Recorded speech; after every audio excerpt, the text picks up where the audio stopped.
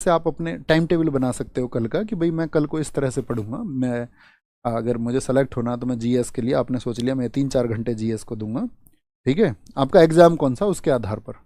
अब मान के चलिए आपके एग्जाम में जीएस का रोल ही नहीं है, जीएस का रोल आपका 10% है, तो अपनी पढ़ाई का 10% तो देना पड़ेगा। यानी 10 घंटे आप पढ़ते हैं तो कोई 1 घंटा तो आपको देना पड़ेगा, ठीक है। और दूसरी चीज़ क्या होगी आपका, जैसे मान के चलो कहीं पर आपका 25% का सिलेबस है, आप 10 घंटे पढ़ते तो 2.5 घंटे जीएस को देना पड़ेगा।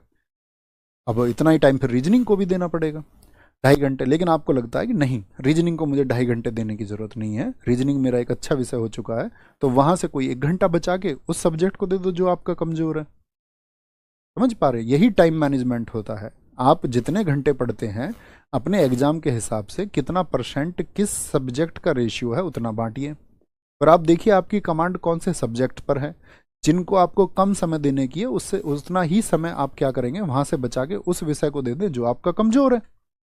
चाहे वो कुछ भी हो, जीएस कमजोर हो, मैथ कमजोर हो, रीजनिंग कमजोर हो। कुछ दो साथियों का ऐसा होता है कि आपका मैथ बहुत अच्छा होता है और रीजनिंग कमजोर हो जाती है, ऐसा होता है। हाँ होता है, बहुत बार होता है।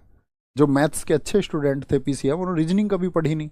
हाँ, एक टाइम के बाद में उनकी रीजनिंग बहुत अच्छी हो जाएगी, लेकिन रीजनिंग बहुत अच्छी होगी इसलिए ये जरूरी है कि उनका मैथ पहले से अच्छा हो सकता था। लेकिन रीजनिंग बहुत अच्छी हो जाए इस बात की गारंटी बिल्कुल नहीं है कि मैथ भी अच्छा हो जाएगा, ठीक है। तो ये होता है थोड़ा। कितने लोग ऐसे हैं जो टाइम टेबल से पढ़ते हैं, मुझे बताओ जरा थम्स अप करके।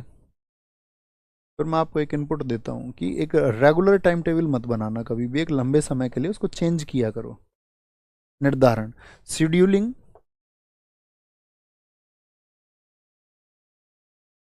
झूठ मत बोला करो बस। ऐसे नहीं कोई भी चीज पूछी उस पर थम्स अप कर दिया। डेज शेड्यूल, सत्य बोलना सीखो, ठीक है। कहते हैं ना, जो इंसान सत्य बोलना अगर सीख जाए और अपनी लाइफ में भी उसको फॉलो कर ले वो प्रैक्टिकली, तो उसके लिए चीज़ें फिर आसान हो जाती हैं। तो सब ने थम्स अप कर दिया, कई बहुत सारे साथियों ने सत्य बोला है, नहीं करते हैं। अगर आपको लगता है बगैर टाइम टेबल की चीज़ें सही चल रही है तो कोई दिक्कत नहीं है, बाकी मेरे हिसाब से होना चाहिए। प्लस माइनस का थोड़ा एक अंदाज़ा लगाया करो, जरूर लगाया करो। नहीं तो हम कई बार बस सही तैयारी करते रह जाते हैं, है ना। क्योंकि खुद को आप लोगों को आकलन तो करना होगा ना अपना, कि भाई मेरा ये विषय कमज़ोर है और इसके लिए मेरे ये टारगेट्स हैं। तो अपना एक टाइम टेबल बनाओ कि ये सब्जेक्ट में मुझे ये चैप्टर तब तक पढ़ना है।